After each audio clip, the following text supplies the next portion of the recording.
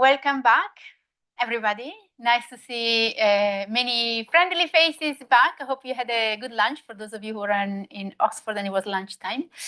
My name is Mara Iroldi. I'm the academic co-director of the Government Outcomes Lab. And I greeted you this morning. We had a fantastic kickoff at the conference when we talked about clock and clouds. How do we tackle complex issue as clouds, so something that can be taken apart. The session today is a sort of a marathon. As you can see, we have many speakers here, and we also have two online. The discussion is mostly to kick off conversation during the conference on the topic of how can we scale what seems to work. So there are good practices. How do we go at scale? This conversation is not new. There are many approaches that have been tested, a different opinion. We are voicing those opinions here. And we are structuring the conversation around three buckets. One I call the scaling up, and there is the idea of working with markets. There is a scaling deep, and we have some ideas of working with micro bonds and go down really at ground zero.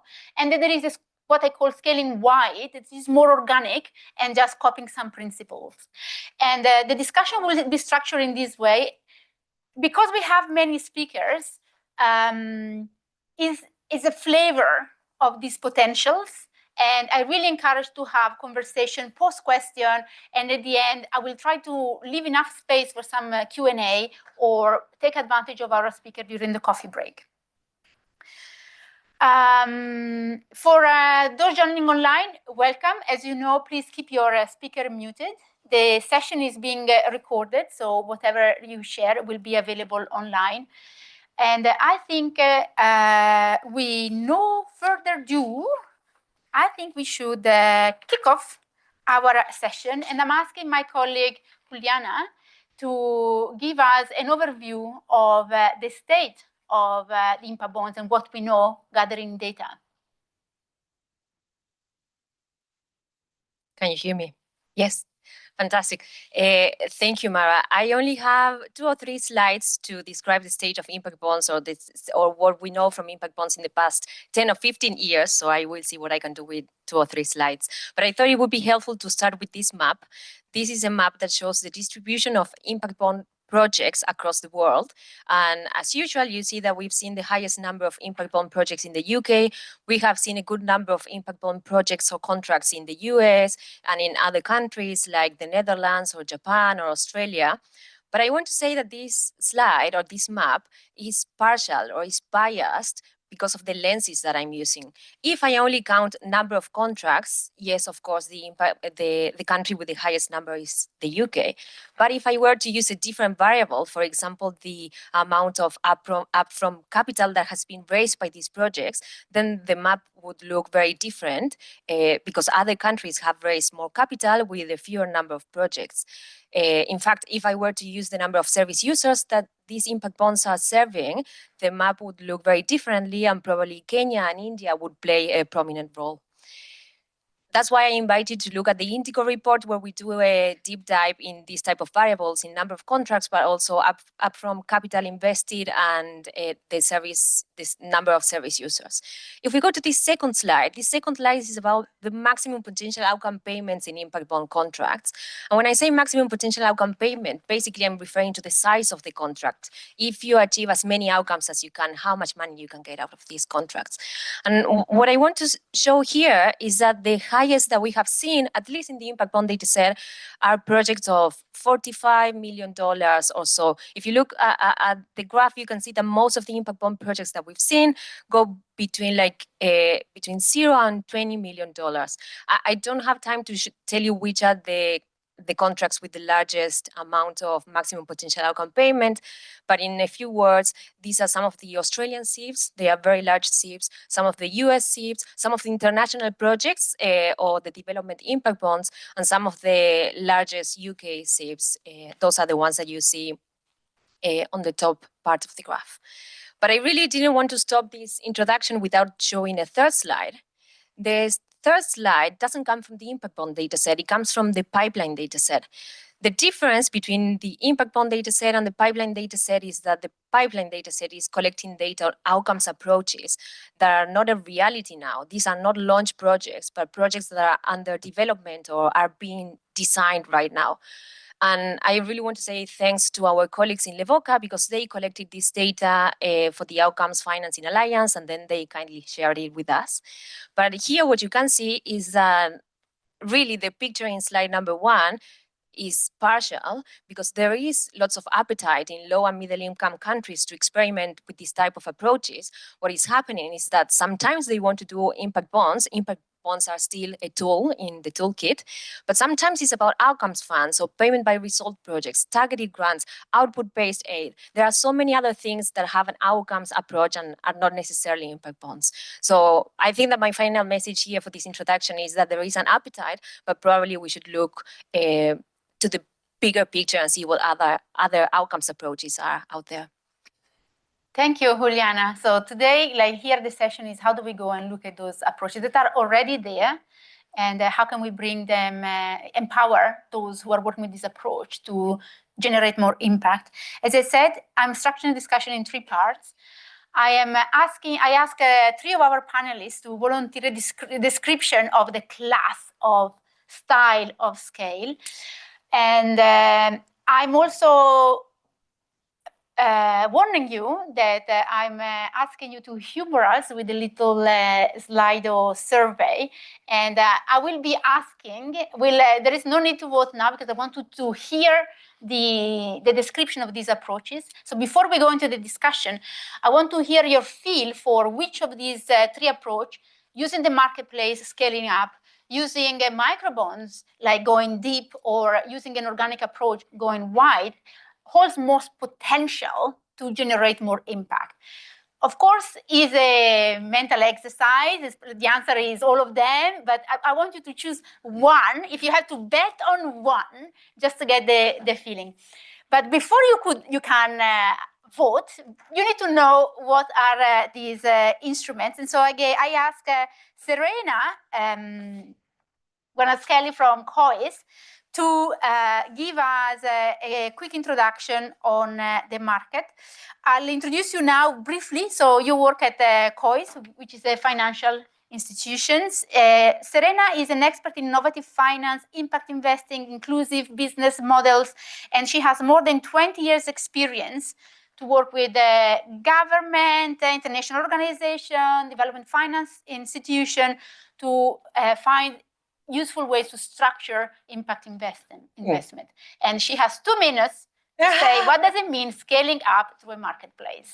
So thank you, 2 minutes. Okay, first word, market. So the overarching complex question we're trying to solve is if environmental assets can be traded, can social assets be traded? Is this a market? And if this can be a market, and we're going to talk about this later, what channels and distributions do you have to trade? And so marketplace is one potential solution to the infrastructure question about if you can trade outcomes, then this is a place where you can do it. So marketplaces, there are now a few, actually there are a few in the audience that are involved, so please correct me or add, like Outcomes X or Common Good Marketplace, where they are a 2-sided platform that needs to serve the needs of 2 different audiences. One are the buyers, and these are people that want to buy social outcomes, and they need to see the business value that their investments on the platform actually generates social returns, and they need some form of, we'll come to this later, certification, verifiability, transparency, standardization. We'll come to this, but this is like the buyer side. But they're also the producers, the sellers. These are organizations like one I'm working with, Tico, that I'll tell you about later, that produce social outcomes, and they're trying to figure out, can I monetize? If people like donors and philanthropists value social outcomes, would they pay for it? Can I monetize it? And so they can actually put their projects on the marketplace and sell their outcomes to the buyer. So again, the marketplace is a matchmaking platform that serves buyers of outcomes and sellers of outcomes. Thank you. That was, I think, less than 2 minutes. We have it recorded, and we will do a small video for future references. I'll then come to Royston Braganza. Royso is the CEO of the Grameen Impact Investment in India, which is a part of the Grameen Bank family of institutions funded by Professor Yunus. Now Prime Minister. Now Prime Minister. He is passionate about giving access to finance, and he had several financial roles in his career. I invite you to go on the website because his short bio is 2 pages. He couldn't know. But Royston is here to pitch for scaling deep through microbonds. So one of the things that I heard during the lunch break, I heard 3 very unique things. I heard about 4 different people said we did the first impact bond. So they were not from the same organization. So I think there's already, your first slide talks about impact bonds and the clutter around that. The second was a debate about Oxford and Cambridge, which we will talk about not today. The third was someone who talked about, he's in the room, so I won't embarrass him. Why haven't these scaled? What's the problem? Do they really work or not? And I think that's important for us if we really want to look within ourselves and say, are we really happy with the way microbonds have panned out over the last 3 years? If you look at that first slide and then you look at slide 3, there's a very distinct move to the global south. And that's one thing that sort of struck me immediately, Julia, from your presentation. I think what we're saying is just the sheer, and I go back to the clocks and clouds, just the sheer approach has been always, how do we scale this? And we've always talked about scale as a bigger number. So $100 million bond, can we do a $500 million bond? Can we do a $1 billion bond? And we're saying probably that hasn't worked. And that's really the problem rather than the solution. Is there a way to look at it rather than doing one $500 million bond? Can we do 500 bonds of 1 million each? Is there a way to do micro bonds? Is there a way to do a 3-week turnaround time to do a bond, then a 3-year turnaround time?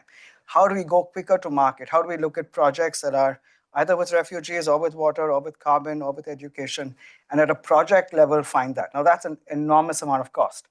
And that's something that a middleman or a consultant will not want to touch because they don't get fees the way they would want on a $500 million bond. So I'm going to make many enemies in the room. But the fact is that if we really want to keep our heart involved in it, and today there are, is an interesting day for India. Today is the feast of Mother Teresa, who was a teacher in Oxford is about education. And then she looked outside of the world beyond her geography class in Loreto Convent. We also had Professor Yunus, who taught economics in Chittagong University, and he looked beyond the campus. And so are we looking beyond our education ivory towers and seeing what is the work on the ground that really needs us to go deep? How do we create solutions for small problems, which are enormous when you aggregate them, and then bring in a democratized way of funding them? Rather than creating one pool of large $500 million, get 3 big investors, can we really put this on a social stock exchange? Can we create an impact currency and go deep? Thank you, Royston. And this is the scaling deep. And we have a scaling wide, and I hand back the microphone to Juliana, who I didn't introduce before. Juliana Ortiz Velarde is the data steward, the senior data steward at the GoLab. All the data that you see online, Indigo, she is the nurturer of that community, and that's the quality assurance of that data. And in her previous life, she was a civil servant in Argentina, so she's not a geek. She is a passionate public servant turned researcher. She wants to bring evidence into policy, and she's doing it greatly. So scaling wide. Thank you, Mara. A few months ago, we published a report that was called Beyond Impact Bonds. And that's basically the report that made us think about this session, and we started designing this session. Because when we were looking at outcomes approaches for that report, we found out that there is a wide spectrum of outcomes approaches that practitioners can be using.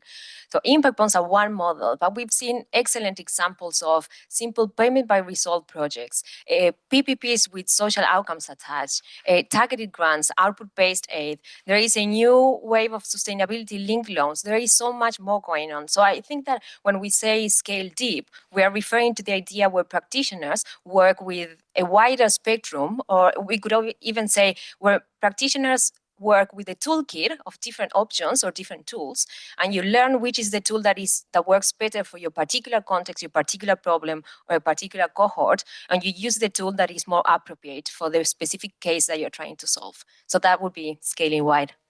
Okay. Any clarification question? Because I'm putting up the Slido link to have a sense of your preferences at the moment. If we understand the going wide, can you just put that in one sentence? Yes, so scaling wide means that practitioners are not necessarily attached to one way of doing outcomes-based contracting, but to a wider spectrum. And you can choose what are the different elements of outcomes-based contracting that you want to use in a particular place, depending on a very particular context. And you are not necessarily attached to a very to one way of doing outcomes contracts. I guess the main idea here is that there are several ways in which you can attach an outcomes focus to a contract, and it doesn't need to be an impact bond or something else. Okay, so very interesting first take. The scaling wide is capturing the imagination of our audience. As I said, this is a humoring poll, because probably the answer is a bit of all of them, but I wanted to see if you have to bet your money, where would you put it? So I suggest I'll close the poll here. I can see we have running up the scaling up and scaling deep, but we'll revisit this later. Continue to vote if you haven't, it will be recorded. Now, more seriously, thank you for humoring me with this little poll. Let's go a little bit deep on the marketplace idea. I asked Celeste Brubaker from Village Enterprise to share a perspective. Celeste is the Chief of Impact and Innovative Finance at Village Enterprise. Village Enterprise is an organization that has the small goal of ending extreme poverty in rural Africa. So if we were talking about the cloud problem before, this is clearly a complex problem that you can't break apart. And she has more than 15-year experience on working on measuring impact, implementation, evaluation. So she brings a wealth of expertise in the sector. And Village Enterprise has been experimenting with new ways of working with finance, an idea of pooling finance and working with the marketplace. Can you share your experience? Why on this journey and how is it going? Sure, thank you, Mara. So at Village Enterprise, we often differentiate between little I and big I innovation. And so with little I innovation, what we're referring to is iteration or incremental improvements to programming. And with big I innovation, what we're referring to is disruptive innovation, like think new solutions that might lead to 10x more impact. Village Enterprise implemented the first impact bond directly targeting poverty alleviation from 2017 to 2021. On that impact bond and on a lot of impact bonds globally, we successfully fostered little I innovation. So some examples of the incremental changes that we implemented during that project are adaptations to the training curriculum, improving our adaptive management systems, and streamlining some administrative processes. These iterations, they matter, they add up to greater impact. And so we saw that empirically, actually. We completed an RCT in Uganda before the impact bond launched. And the results of that study showed positive and statistically significant impact on household economic outcomes, but those results waned over time. Versus with the RCT connected with the impact bond, we saw similar impact on household economic outcomes, but rather than waning over time, those results sustained over time. And this was despite the disruptive effects of the COVID-19 COVID-19 pandemic happening during the project. So on the VEDIB and many impact bonds around the world, we see these successful conditions for iteration within projects. But then what happens? Revenue is the lifeline for nonprofits. And so nonprofit leaders have to think about fundraising for their next projects. And unfortunately, the traditional aid markets are not that rational. Jason Saul from the Center for Impact Studies at the University of Chicago highlights some very stark statistics. On average, nonprofits spend $20 for every $20 fundraising for every $100 that they raise. And compare this to the for-profit businesses, where on average they spend just $4 for every $20 raised. Nonprofit leaders have to spend inordinate amounts of time and energy on fundraising activities like communications, marketing, networking, proposal writing. And then after funding is secured, expectations of donors are often replication of similar activities and impact. So amidst this environment, there's not a lot of space for disruptive innovation. But what if there were a paradigm shift and it actually was reasonable to expect more revenue is the quality of services increased? And that's the essence of pull financing that we're hoping to capture through our partnership with the Common Good Marketplace. And so Serena already gave an excellent definition of social outcomes marketplaces, so I'm not going to cover that again. But Village Enterprise is partnering with one of the marketplaces, Common Good Marketplace, to bring to market the first issuance for poverty alleviation on the continent of Africa. We've finished implementing a poverty graduation program, and now we're undergoing an impact audit to verify the impact of the project. Later this fall, we expect to bring the issuance to market. And once the issuance has been brought to market, buyers will be able to bid to buy that impact from us. Where we're seeing the highest interest from potential buyers is corporate foundations who are incentivized to really try to maximize their social return on investment. Once we sell those assets, we're going to be able to recycle that money right back into our programming.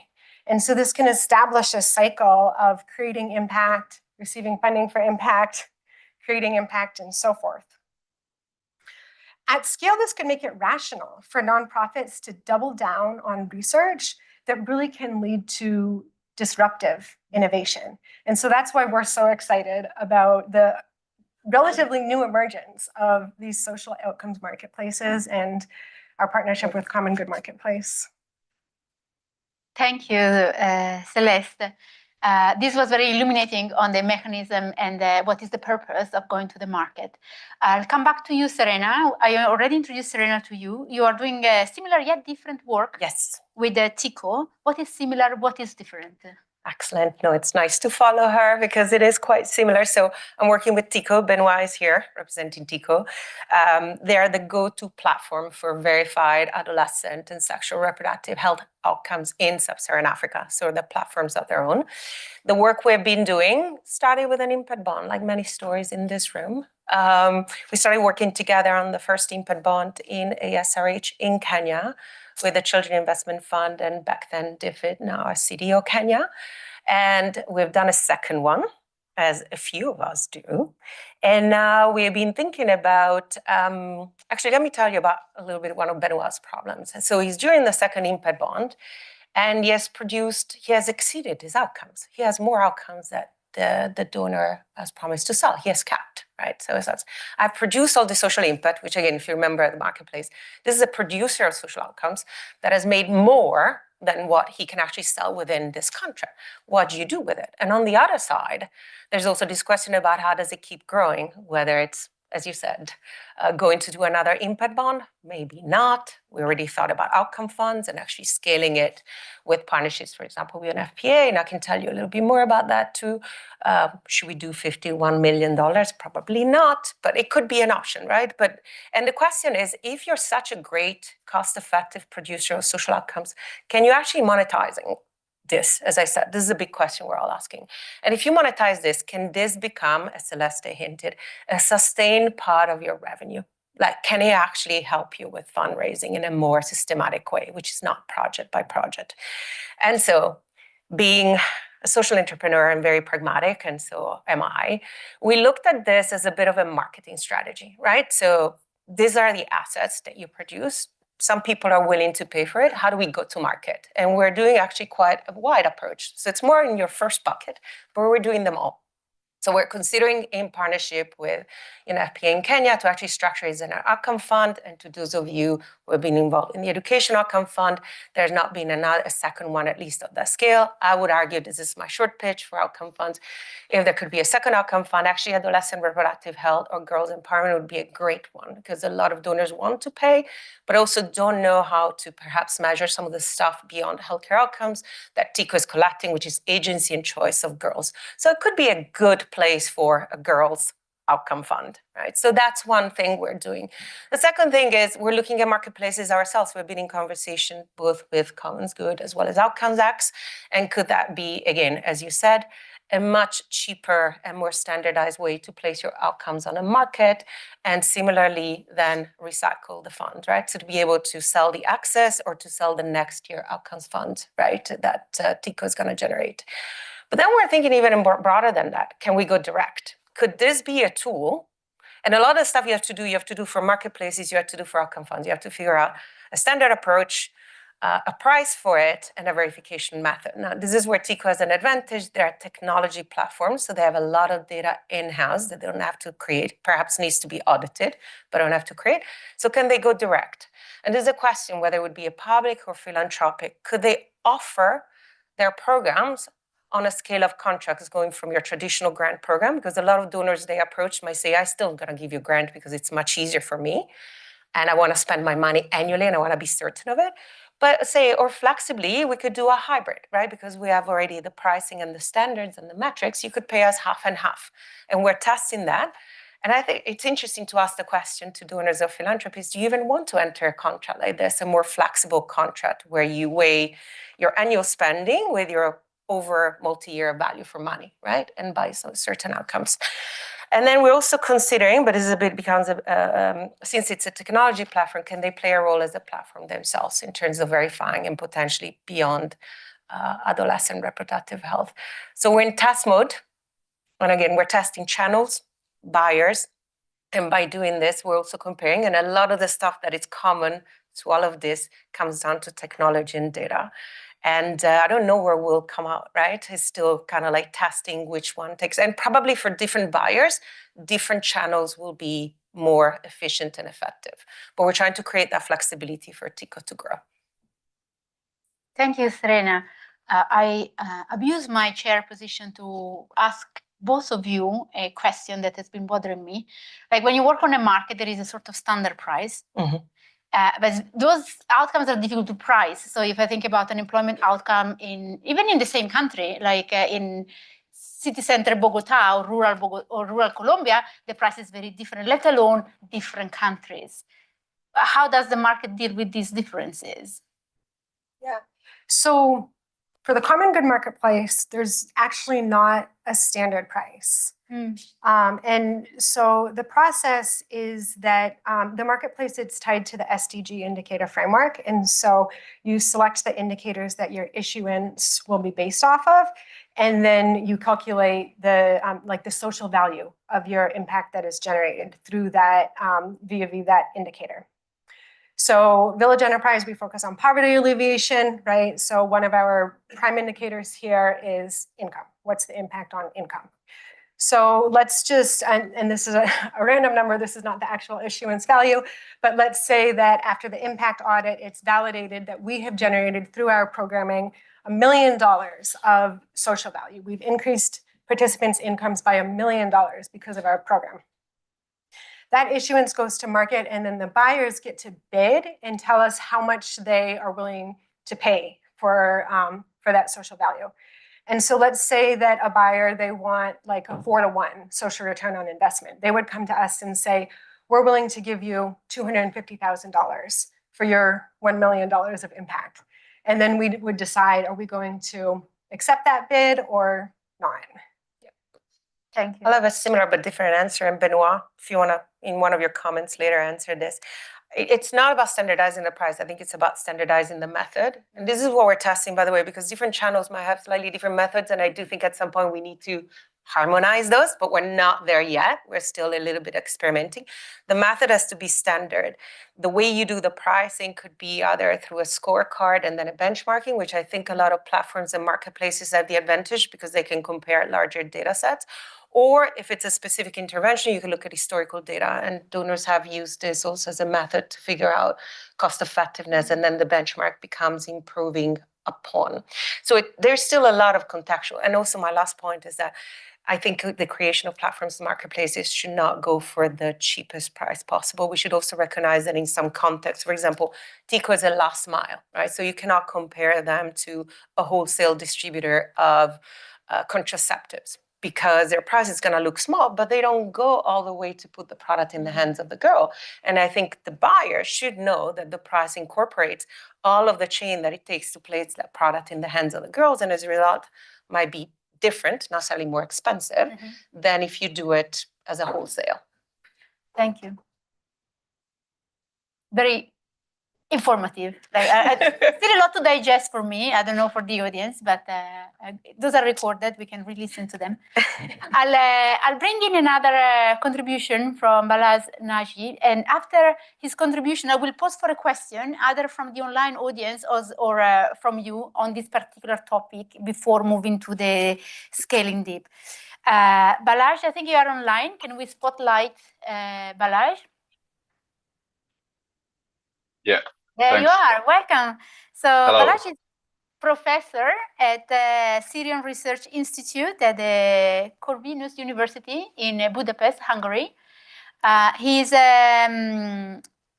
also a collaborator with the University of Sheffield, and currently he's been working on a very interesting Horizon project for Invest for Health.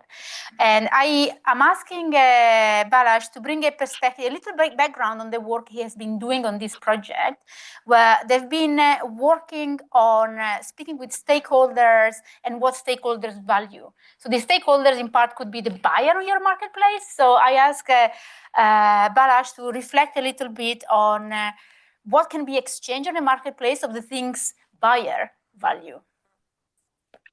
Balázs. Yeah, thanks for the introduction. Just one remark. I'm at the Semmelweis University, the Corvinus University, but I used to be at the Corvinus University as well. So thank you. The project is called Invest for Health, and it is looking for new ways of financing or new ways of payment mechanisms that are trying to involve others than the public buyers who are mostly the targets or the audience of investing in preventive healthcare. So it's healthcare prevention and finding new investors. And we have some case studies. We have gone through the methods and the theories. But in the end, we are ending up in finding and matching the potential investors to the potential people who are doing a provision, and of course checking if it's fine with the population, patients, society, etc. And now we are ending up. Actually, we are just in the middle of the story, in a situation that we need to make them understand and make us understand how they're going to get value from the given project and how they're going to bring in values. And what you see on the slide is an example that we call it value matrix. It's produced for outcomes contracting, but it would have been, and it is being produced for other types of payment mechanism. And you can see on the left-hand side the different types of values that we were just trying to have, and we also it's not a ranking, but like going from the market-based values like financial return to the less market-based values like societal benefit. And when you are having this tool and putting it in front of the given stakeholder, which in our case many stakeholders, but in our case the most important one is the one that is commissioning the service, and the other one who is thinking about the investment. So what you see that we have marked with the different colors what are the values for the commissioner, the value for the investor, and what is the value for both. And actually, this is a tool.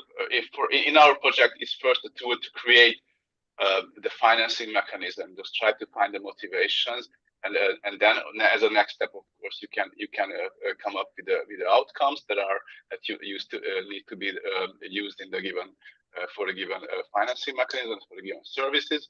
And actually, in the end, these outcomes that what you are talking about will need to be somehow monetized and put into the marketplace. Just to end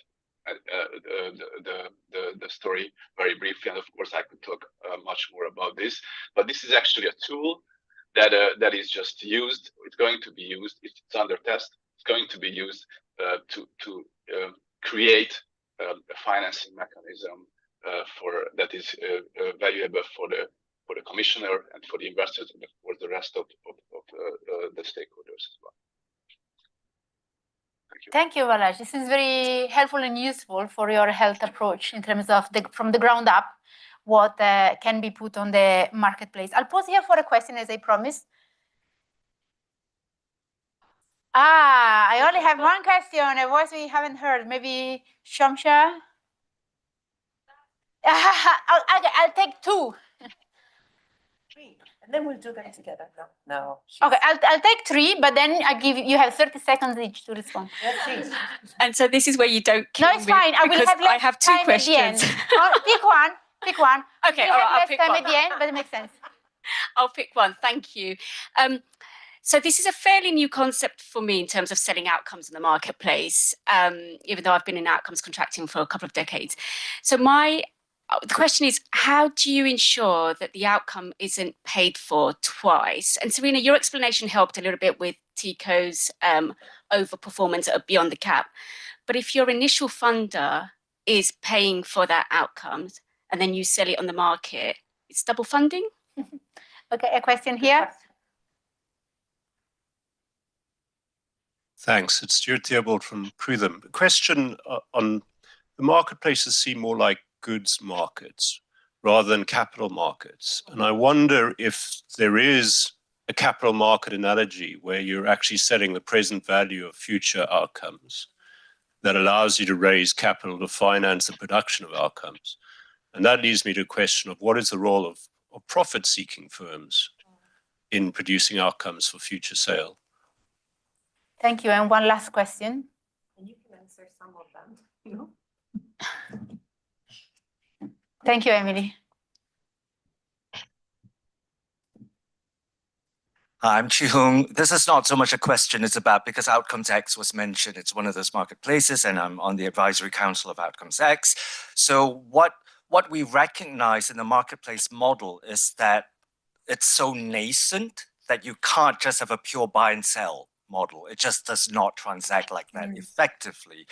So the verification side is not just about verifying the data, the measurement, the consistency of it, the metrics, but it also helps build the capacity. So it has to be verified first before it goes onto the marketplace. So there are two bits to it. You verify. If it doesn't meet a certain standard, there's a capacity building function to help those organizations do data and do evidence better.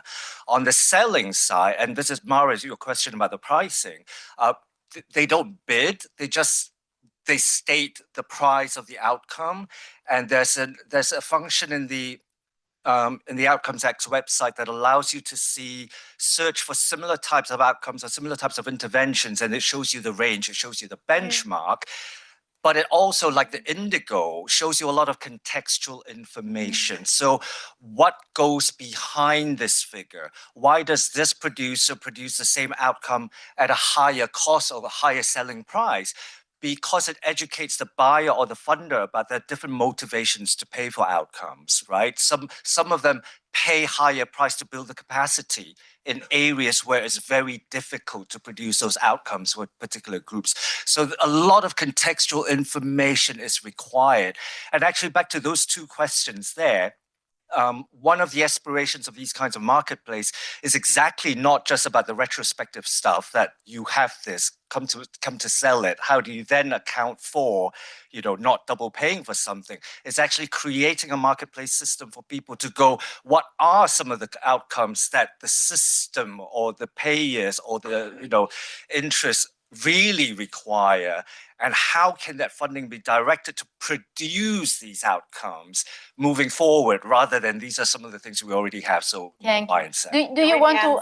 No. Is answered? Do you want to add? Highlighting that feature, what I describe as the ideal future state. This is where we are, but they're issuing certificates that do give for an outcome funder that wants to buy a certain outcome that it's uniquely attributed.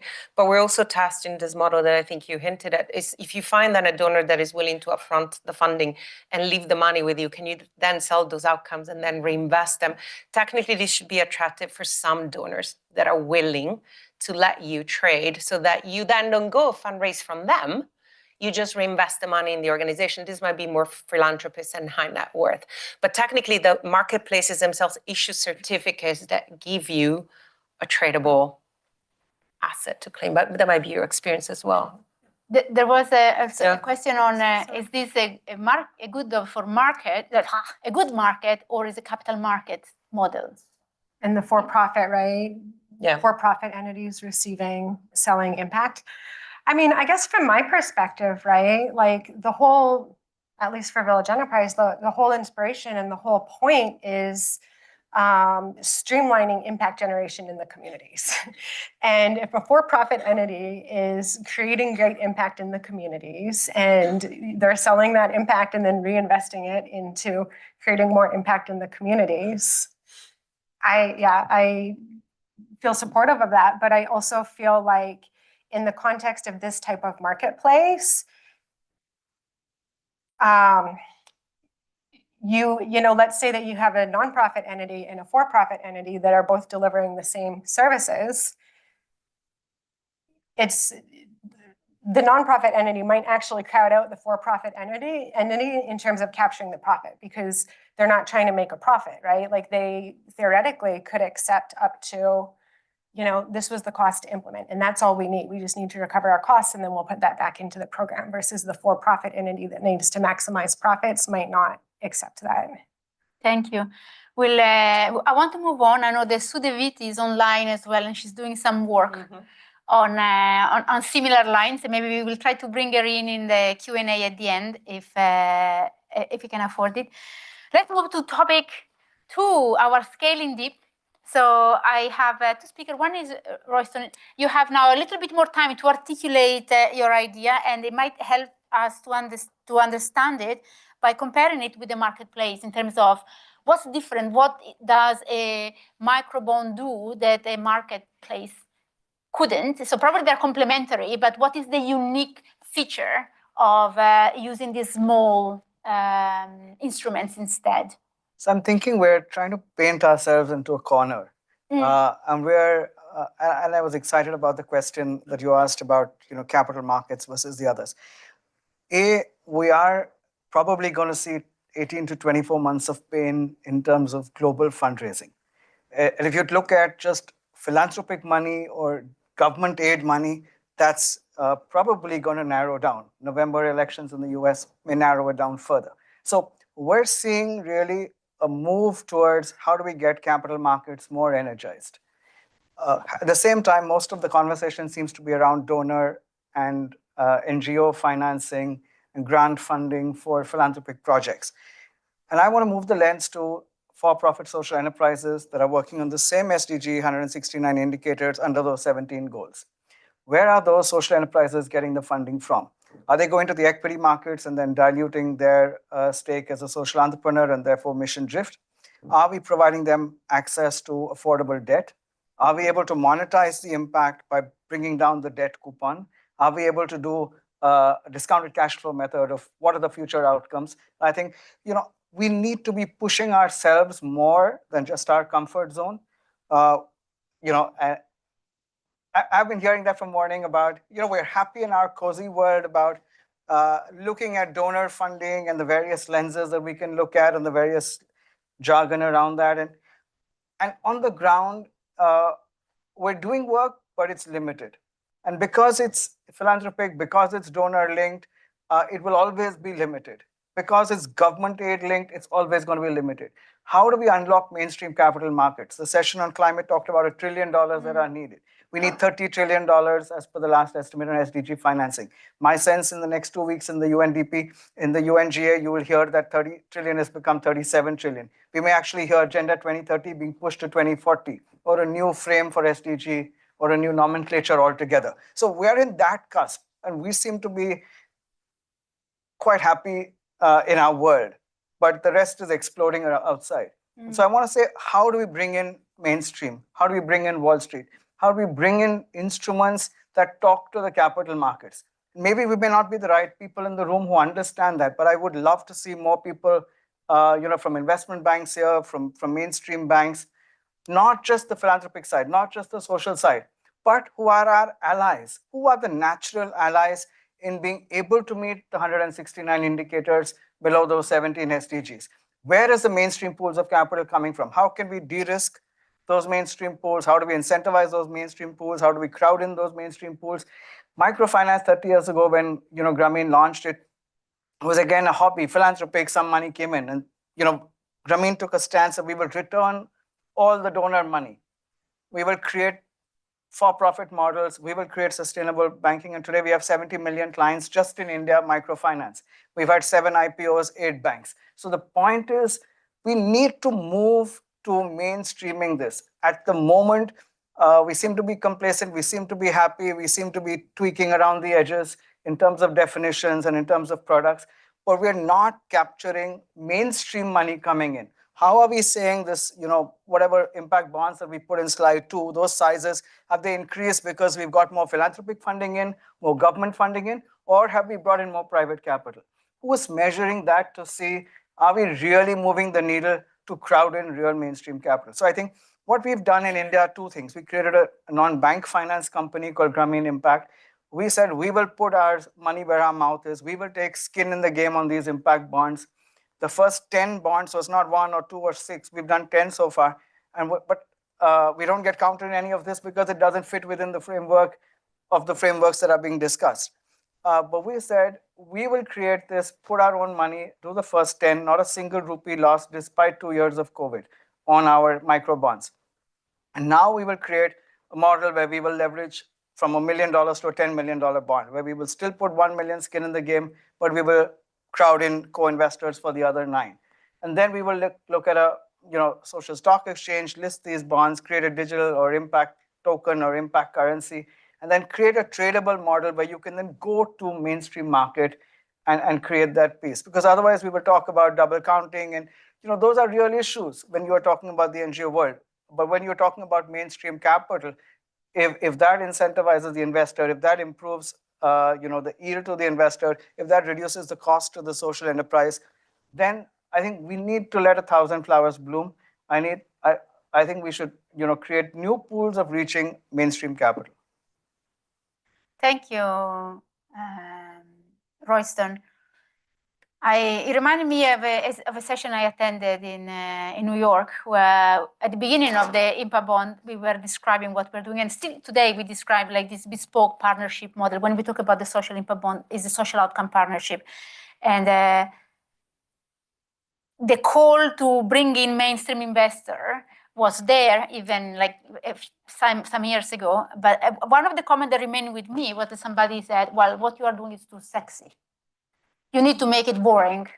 Because if it's so sexy and complicated, it requires too much due diligence. And so I think there is also attracting the capital markets. Well, it was a funny way to make a point, but if it's very bespoke, tailor-made, it becomes potentially too complicated to assess and attract mainstream capital. So, but the consultants will lose their jobs. So we need to be, and we need to call that out, because if we make it cookie cutter, if we make it a factory, it's going to bring money faster to the people. It's going to be easy. But those who want to do this sort of fine designing are going to lose out. Yeah. Thank you.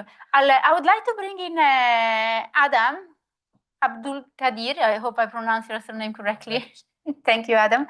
Adam is a health system researcher and also an educator. He has more than a decade experience of working in health service delivery in public health. And at the moment, he's the country research manager for Save the Children International in Somalia. Also, 2 of his colleagues are here if you want to reach out and hear about the work they are doing. But much of the work that you have been doing in with Save the Children is really to create the local ownership and work with the local community. And when Royston talks about scaling deep and really being close to the problem, and even if the problem are for that particular community and don't require a massive capital, like what is your response of using the capital markets to respond to need locally? Your experience is very different. If you can share your perspective of what you do and how you bring voice. And then I would like to discuss with Royston the compatibility, like are those two ways to respond to local needs and bring in participation? Yeah, thank you very much. I think our experience is somehow different and fluid from Royston's perspective. As Save Children in Somalia, we are implementing a project on community health and social accountability that usually intended to empower the community and also give a voice to the marginalized communities. And we tested a program or a model called Partnership Divided Quality, which is a framework that Save Children developed to improve the accountability of the society. So that model improves the quality and also the access of the health services. As I think the people in the ground that we are dealing in our context is more of a fragile context where people never experienced it on delivering in health facility and also vaccinating their children, and also usually did not attend the ANC and other services on maternal child health. So in our model, it was to give a decision during the design, during the implementation, monitoring, and also service delivery to the local community, and also to increase the quality of the services, to work with the community, how they see the quality, how they define the quality. So we brought together 3 different groups or stakeholders: the providers, in our context, Save Children, and also the clients, the local community, and also the government. So those 3 stakeholders working together to improve the service delivery in the community. So at the end, when we implemented the program, the model has 5 different stages. So when we implemented the model, the outcome was positive somehow, most of them, and all the agreed or implemented indicators have improved it well, including the community ownership of the project. The client satisfaction had a positive impact. The partnership between local community clients and also the international implementing partner like Save Children has also been strengthened and improved.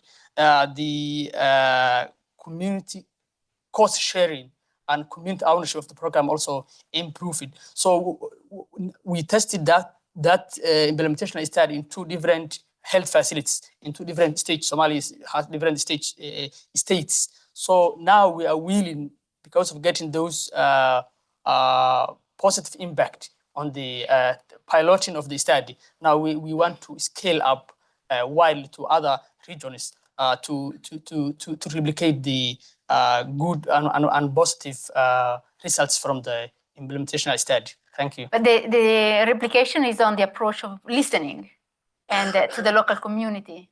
You're not replicating the solution in a way. Do I understand you correctly? I think we are scaling the PDQ program, the model. The approach, yes, to another regions. Yeah. Okay, thank you. And this resonates very much with what Tina was saying this morning about listening and create space for voice in expressing what is the need and what is necessary. So it really responds.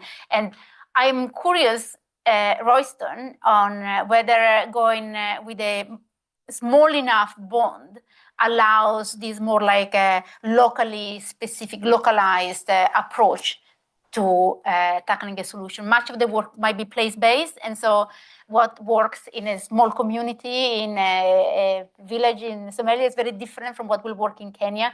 Can the microbond contribute to be like to listening to these voices because there's more?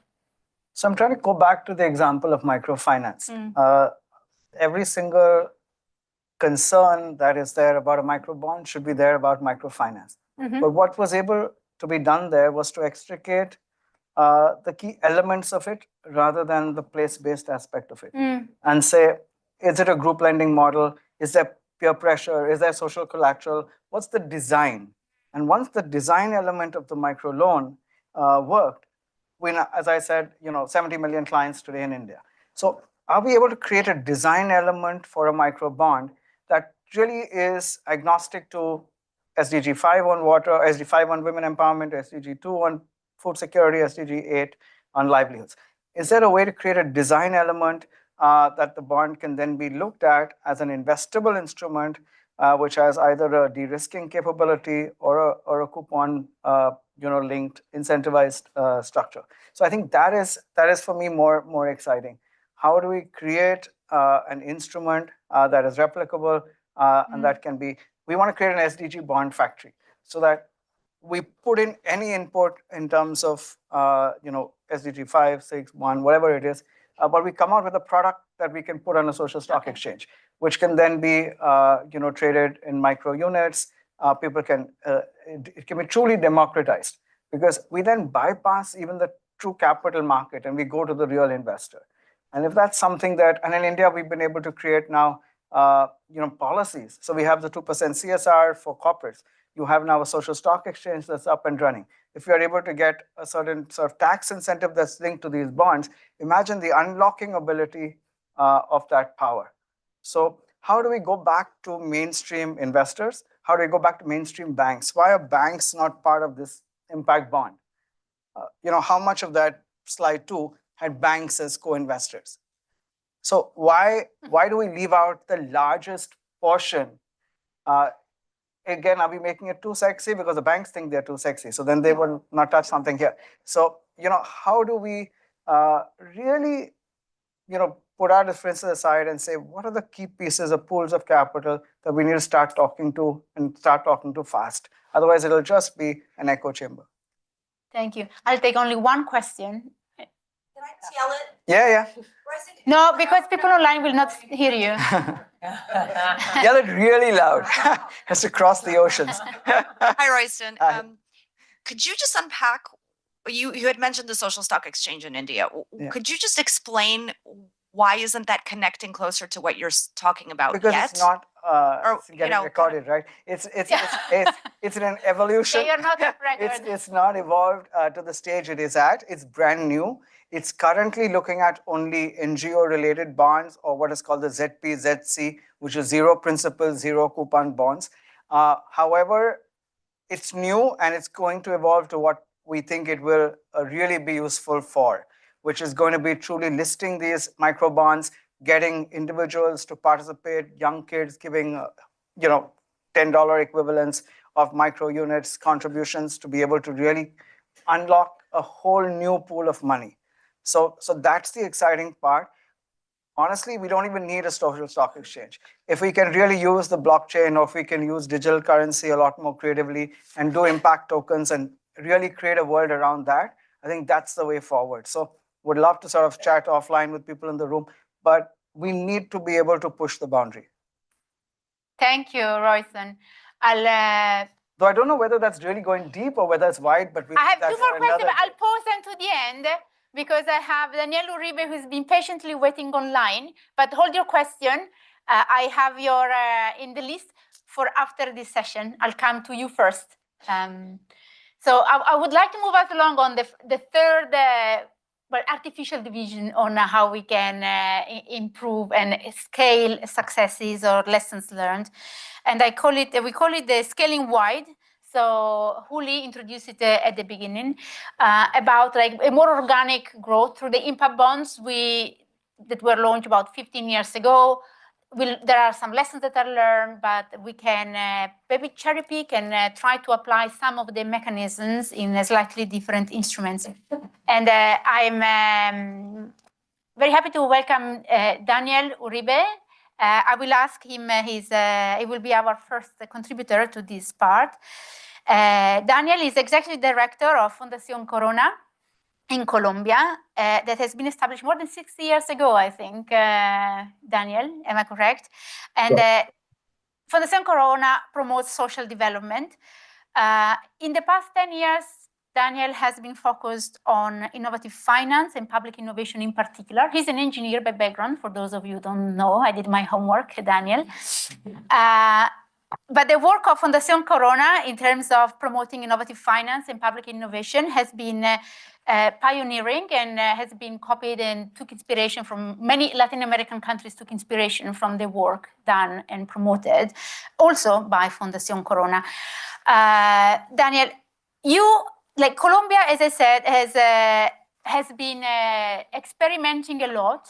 The Outcome Fund in Colombia was a first outcome fund that did a series of initiatives in sequence instead of in parallel, and intentionally they launched an outcome fund, an outcome project, and then they said, no, we have more money, but let's wait from this project before we launch the next one. And so there was this real desire to unpack what's happening. And you work very close with government and procurement. And we would love to hear your experience on how, on your journey, and how and if this has managed to shift some of the mindset, which was at the beginning of your journey, a desire to think differently and do things differently. Thank you, Mara, and it's an honor to be here with you. And just to start, I would say, like many of you here, we started with the focus on developing social impact bonds. And it was actually a few years ago in one of these social outcome conference, there in Oxford, where you start saying, if you want to scale, you have to focus on the principles. So as Juliana mentioned, as we focus on the tools and not the principles, it won't be able to scale with the governments. That was said by someone on the US and also on the UK. So that struggle with us. And within Colombia, where we have been working together, is the IDB Lab and the Swiss Cooperation Circle, together with Fundación Corona. We had this program, CIPSCO, even though it was meant to develop CIPS. We start focusing much more into the principles of promoting innovations, of promoting new partnerships, and mostly of promoting effective and efficient outcomes. And towards that end, even though we had a milestones and an end goal of developing 3 CIPS, we start seeing, as you just mentioned, different type of programs. We help the government understanding that from the demand side of the procurement, we should help the institutionality, and in that sense, we helped first develop the first public outcomes fund in Colombia. And the main goal was to actually overpass barriers that we struggle on the CIPS, have a longer term, invite different pool talents. And even though it was very, very interesting, it hasn't continued with the new governments, but it enabled us to start tackling 2 important things to changing the mindset and the system. First, regulatory framework, and second, policy. So as we're moving forward, this type of wide approach, and you want to have local or national governments buying in, it's very important to have the framework, because most of the public officials do what they are set to do, not what they can do, in difference on the private sector.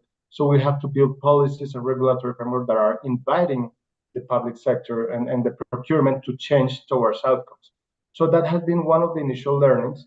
Second, when we were doing these outcomes funds and the CIPS, we have building a lot of evidence. We were able to build impact evaluations, process evaluations, a lot of sharing the learnings that invite a local government such as the Bogota to also build one of the largest procurement outcome-based contracts in the region. It's more than 6 million contracts to place more than 20,000 people.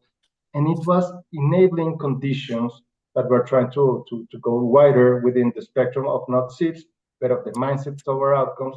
And because of the previous evidence that we helped build, the local municipality of Bogota were saying, let's do it. We have to build champions, we have to try, we have to risk. But during that process, even though it was very interesting to have this type of large scale procurement process towards outcomes, we also had challenges, and we had to take account on the market supply, on the service provider capacity.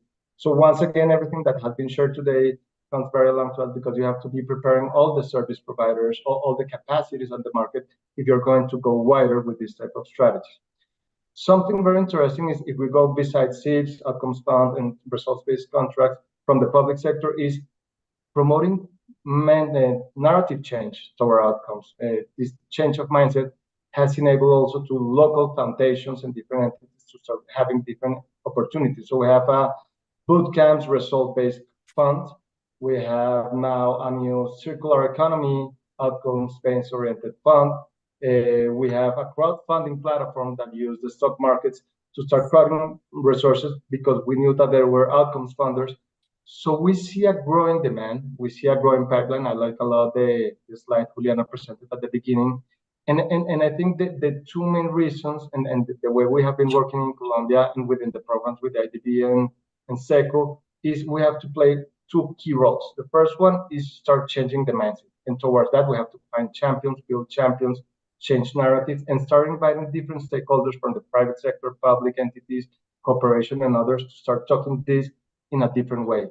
But second, start building capacity. So our program has been mostly enabling conditions of design, of evaluation, of closing, these short gaps that everyone is trying to do something, but they are missing a push, a nudge. So we're trying to build networks and helping closing these gaps on design, but also being supportive on building capacities.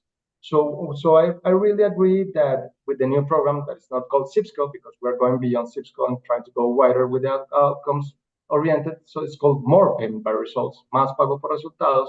What we're trying to do is build better institutionality towards more macro level policies. We're working on with the National Planning Department to build a policy for results-based oriented programs. So there comes procurement and different topics.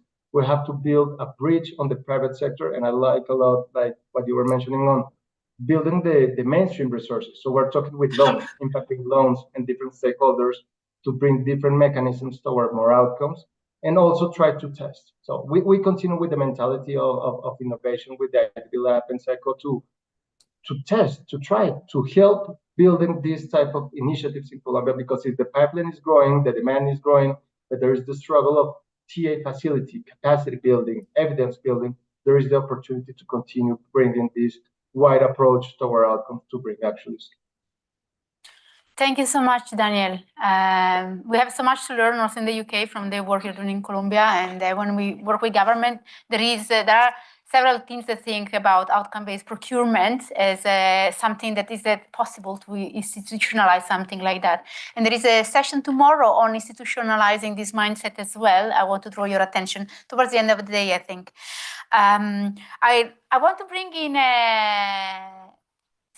Stefania briefly on, she works with Balázs. So she's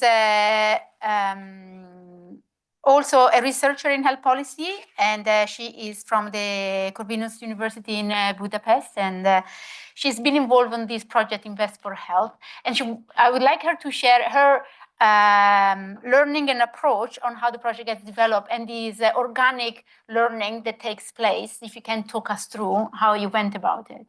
Sure. Could you please show the slide also? Okay, so this is about beyond SIPS and going wide. Okay, so you can see. Yeah. Great. One thing that we wanted to do related to the project, the Horizon Europe project called Invest for Health, as Balázs mentioned before, is to explore novel financing models that can ease the burden on public budget related to any health prevention investment initiatives. And mix different elements to explore the different dimensions. How can we distinguish between how can these different dimensions differentiate some aspects of social impact bond that other impact focused investments. And this is a midterm result of this project. So the first level is all investments in health promotion and disease prevention. And the second layer, we can distinguish or differentiate between the type. We can differentiate between the type of dominant return. In one case, it's a return payment tied to the outcomes. So in one case, in the third layer, the I cannot see, but yes, so the SIPs or any impact investing aiming for financial, and in the right part of the diagram, it's less focused on financial return. So as the logic on the bottom shows, from more financial aspect to less financial aspects. The fourth layer, where it gets a little bit complicated, because on the left branch, you can see that the payment is tied to outcomes. And in the right branch, you can see how involved the investors are in these different investment instruments. The fifth layer is, well, self-explanatory, but the last one is, I think, which is the most interesting, because these are the examples that we could explore related to all the different branches of these investment types. And you can see that the social impact bond is in the middle, combining all different elements of other investment instruments. And one thing to add is that you can see that these different instruments are really diverse. And there's a considerable variation in the time frame. These involve the stakeholders, also the return, potential return, and the coordination mechanisms that are the dominant in these different investment instruments. So for us, this typology helped to find the best balance and between financial and other social outcomes in implementing investment models and different test beds in the project. Thank you, Stefania. It's a very rich picture, and I'll bring back Juliana with her model of beyond impact bonds. Here you have a portfolio of approaches that pay attention to outcomes and also to respond to Royston frustration, like why my micro bonds are not there. Juliana will tackle that, because she's been on a journey. When you try to gather information on a particular project, you gather data, there is some level of data definition and standardization. So going from an impact bond database and information to a broader portfolio is a challenge on its own. So it's worth doing, let's do it, but it's a lot of work.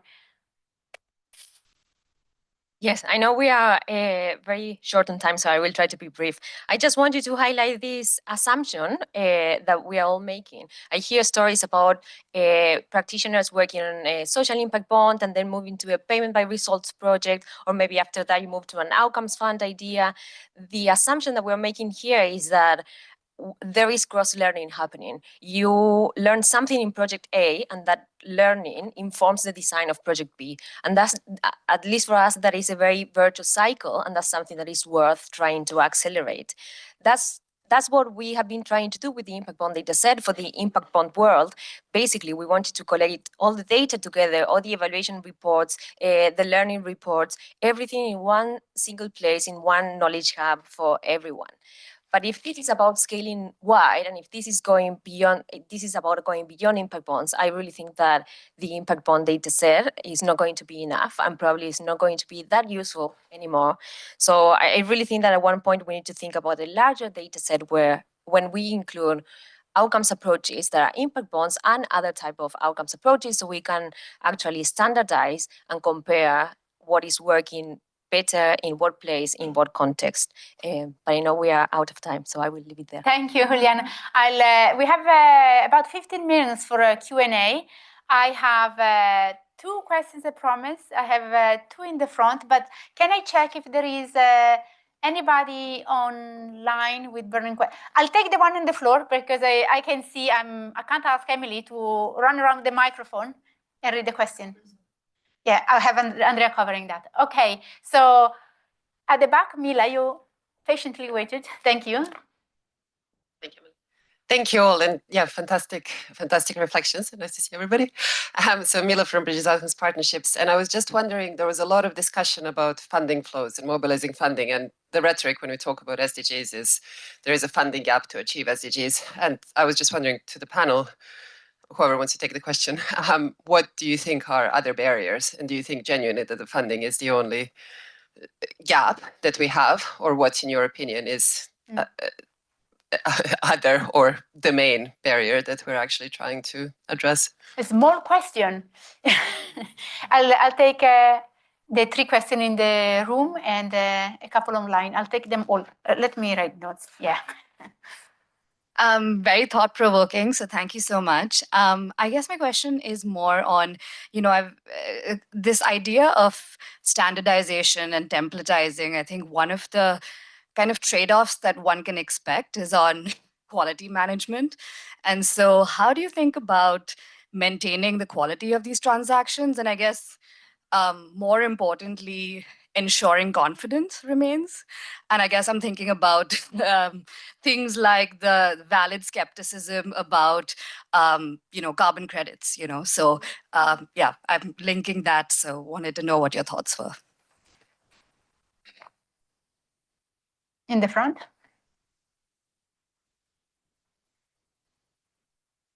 Thank you, Toby Eccles from Social Finance. And Mara, how you've managed to keep it all going across life. I'm in awe, okay? I just want to say that. I wondered about doing the same picture that you were doing around the different models, but instead on the robustness and the ease of attribution of the outcome measure. Mm. Because as you look at these different pieces, it feels like we're solving use cases according to the ease of measurement and the robustness of the measure and the attribution. I just wondered whether the panel's got anything to reflect on that. And Royston, I'm still trying to work out where your revenue's coming from, whether it's just people and social enterprise or whether it's outcome payments, just because I didn't get it. I think I will take this for now, and then I'll come to the online people. So I'll start with the question on maintaining quality and confidence and taking from the carbon market, because we had this discussion before, so I'm sending the question to you, Serena. Yeah, okay. I thought you were going to offer a thought on it. So I think you rightly pointed to it. And in fact, carbon market, where's the person who asked the question, was actually one of the parallels, right? So as I said, if environmental assets can be traded, can social outcomes and should social outcomes be? So my answer is yes, it can, and no, it should. It should learn from carbon. And exactly what you said about quality, accountability, and verifiability is where we are now with the social outcomes marketplace. But I wanted to keep in mind that we were in the same place 30 years ago with environmental stuff, right? So I just want to be true that stuff that seems difficult now, we have a head start. Guess what? It was done, and some things we can copy. And so this is where the standardization, the templatization can help. But we can then be mindful that then carbon got into problems with verification, with accountability, with ownership. And some of the ethical questions, actually, that I didn't bring up about social outcomes, who owns the outcomes and can we trade them? So I think we can use those elements that carbon was successful for and correct for the other ones, including quality and verification. This is where I think technology, whether it's TICO or what Outcomes X and other marketplaces are doing, is going to play a key role in replicating, but keeping the trust, right? Because we don't want to do what carbon has done there. And the other one that it's my pet peeve is that I think carbon has given a bit of an escape. This is one for the environmentalists out there. To us that if we solve carbon, we solve everything. The environment is not carbon. With social, we can do it. We still have questions, by the way. There's an effort going on creating standards for how to think about social outcomes within the European Commission, other efforts as well. ISSB in terms of standards for reporting, impact-weighted accounting. There's a lot that is going on. We have a shot at making it better. But one thing that I think we should definitely get better is the fact that carbon ended up being one KPI, which I think creates linear thinking and doesn't solve complex problems, which the environment is. And the second thing is that we landed in the voluntary side with offsets. So no. So in social, we have to think about net positive, and all the stuff that these providers are doing has to remain a net positive, not an offset for bad behaviors. Thank you. I have another question. I'm taking Toby's question on where are the revenues coming from? And I don't know who wants to take this, Royston or Celeste? So I think the fact that we're looking at a debt product for a social enterprises, which is for profit, they anyway in their business model have cash flows to service that debt. So we're saying the revenue comes from the servicing of debt. However, there is a way to refinance or to subvent that interest coupon by monetizing the outcome. So there is a win-win, therefore, for the social enterprise because their cost of debt or their coupon keeps ratcheting downward based on the impact increment. The debt provider or the investor continues to earn the yield that they're upfront committed. So, and if there's a guarantee, then it sort of de-risks it even further. I take your previous comment on organizing the instrument by ease of attribution as a comment rather than a question for Stefania and her team. And we have a big question from Mila pending on what is the real barrier? Is that funding? The SDG funding gap, is that the real barrier? So, or is something else, other constraints we're not considering? Who wants to have a shot? I'd love to talk about the barrier and the attribution a little bit. Okay. So, of course, as someone coming with research and evaluation experience, I definitely do think that the largest binding barrier is the outcomes funding. But in answer to the question, like another huge barrier that my mind goes to is the validation, the evaluation and the validation of outcomes, and what is robust enough, right? And then beyond that, also your potential like gamification or like perverse incentive setting when you if you select the wrong outcomes. I think that, and this is in responding to your comment, I think you're right, is we've looked at sector-wise, where has there been in action geographically as well, right? Like where have we seen outcomes-based contracts happen first and so forth? It's in sectors and geographies with better data, right? I think that this is, I'm going to use that opportunity to kind of put a call for, this is part of our results-based funding. It's one of our priorities where there has to be more funding that goes to research to overcome some of these barriers. And so, for example, one of the things that we're trying to tackle is research on evaluation. Last year at the conference, I got to speak about, hey, you know, like the carbon markets, they're using satellite imagery and artificial intelligence to validate carbon sequestration. Can we take any inspiration from that? And I've just recently received funding and been able to launch with a collaborative project to now explore the use case of satellite imagery for proxying wealth and exploring how we can use that to streamline impact evaluation. I think that it's investments in projects like that that are really going to be impactful for getting over the validation concerns, and also that concern about making this more kind of like democratic to all sectors.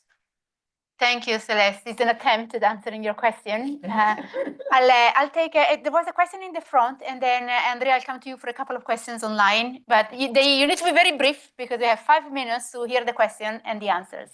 I'll be brief. So thank you so much, panelists. That was very informative. So just quick one on the marketplace. How do you own an outcome as a producer or a seller? Well, we know that there's so many players in the ecosystem that actually contributes to the outcomes. And then on the larger outcome. But you can ask more questions at the end of the session. We have coffee break. Okay. Andrea. Because we're so nice and so efficient, we can actually give you an extra minute because on Zoom, Stephen from Canada, who's been up since 3 a.m. his local time to be with us, asked a question around the robustness of outcomes, which I think Celeste and others on the panel have already addressed. So great question, Stephen. Thank you so much. There's a hand up on the screen from Balazs. So I don't know, Mara, if you want to go online and then maybe we come back in the room. Balazs? Yeah, thank you. Just wanted to take on a few questions, but let me just summarize quickly and give the floor to the other ones as well. On the one hand, I just to reflect on Royston's frustration on not being the microbonds on our flow chart is because it's based on the research from the literature, gray literature, white literature, and interviews, and it was not there. We didn't find it. So, but it's always the case that in these innovative instruments, you're always lagging behind. So, and this is also the reflection to Juliana when she was focusing on SIBs, because this is the best published data, and we found either not a lot of things about other instruments than SIBs in terms of health prevention and these instruments. And one more reflection on the challenges. I think for SIBs, the biggest challenge is, based on literature, interviews, simplification of this, because everyone says it's complicated and too much transaction cost. Make a distinction between short and long-term outcomes. Short-term outcomes would probably work for SIBs. Long-terms will not, because the SIBs are designed for a short-term time horizon, like 2 to 5 years, etc. And defining the risk-sharing mechanism very well, and then be able to set the outcomes at a bar that is acceptable, but still need to reach it, and not to be too easy, but not to be too difficult. Thank you. Thank you, Balazs. Thank you for your reflection. Mohammed's question at the front. Serena, you wanted to take it on the outcome. The answer to that one, maybe. Chi, do you know the answer to that one? No. How you attribute? You said the outcomes. Yeah, I don't think who owns the outcome, particularly when there are different partners delivering. As an evaluator. Yeah. Because there's so many contributors in the ecosystem. So how do you attribute the impact?